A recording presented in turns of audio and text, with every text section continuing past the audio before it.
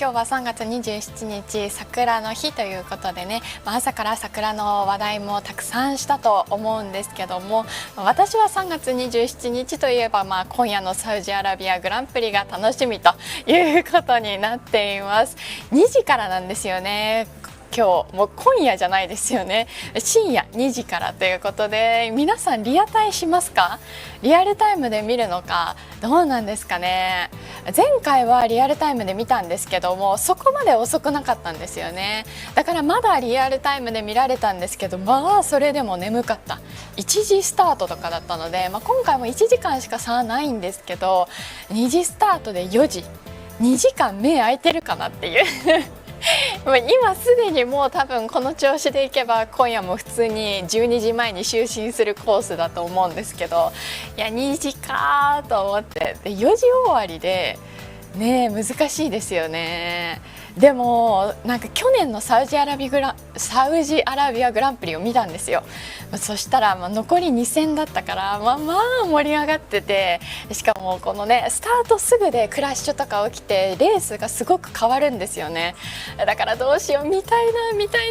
なっていう今すごいそんなことばっかり考えています。いや見たい。予選もね終わりまして、ポールポジションがね誰になったか言っていいのかな、言えないですよね。まだ見てない方もきっといらっしゃるかと思うので言えはしないんですけども、いやーいい展開。でもね Q1 で敗退した方もいらっしゃって、絶対王者が Q1 で敗退、もう見出しそればっかでしたね、ニュース。やっぱりそれくらいびっくりな出来事だったけど、そこから追い上げてくるのかなとか、とにかく去年のサウジアラビアグランプリを見てですね、今非常にテンションが上がっています。ぜひですね、まだ2時の開幕まで時間ありますので、去年のねサウジアラビアグランプリとか見返したら盛り上がれると思います。荒れるレースってね面白いんですよね。でも荒れてねやっぱり昨日も予選でねクラッシュすごい大きかったですけども、それでねやっぱり怪我とかね事故っていうのは良くないですからね。でもねレース展開が変わるから、やっぱりクラッシュとか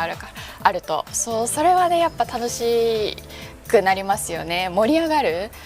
だって何回去年も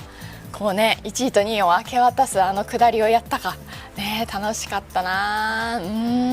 いや今年もどうなるのか。コースもね高速コースですから楽しみで仕方ないですね。追い抜けるのかどうかっていうのもねポイントですしね。皆さん2時からリアタイするのでしょうかそして私もリアルタイムで見るのか。いやでもね明日もお仕事なんですよ。明日仕事じゃなかったらもう確実にリアルタイムで見てるんですけどね。確実です、それはそれは確実に見るんですけども、明日お仕事って考えると相当厳しいですよね。だからね、でも朝知りたくないなと思ってツイッターとか開いちゃったらね知れるから、2時にはリアタイ、なるほど、そう早起きして録画を見たいなって思ったんですけど、今録画の調子がですね設定が難しくってできてないんですよ。昨日すっごいやったんですけど、なんかね番号が違ってどうしよう、明日目を真っ赤にして出てくるんですかね。もうそれねお仕事としてねちょっと良くないですからね。ちょっと早起きして巻き戻しで録画でねできたら一番いいんですよね。そうしようかな。寝ないではさすがに無理です。私徹夜一回もしたことないんですよ。人生で一回も徹夜したことないので、それは多分難しいね。でもねどうにかこうにかして試合を見てですね結果を知って明日ここに現れたいなと思います。でも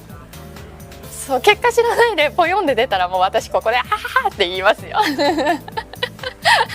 それあるあるなんですよ、大島家。もうちっちゃい時からお父さん見てて、でもソファーとかで寝落ちしちゃうんですよね。で朝なんかニュースとかパソコン開いてトップで出てきて「おいなんだよ」ってずっと言ってるんですよ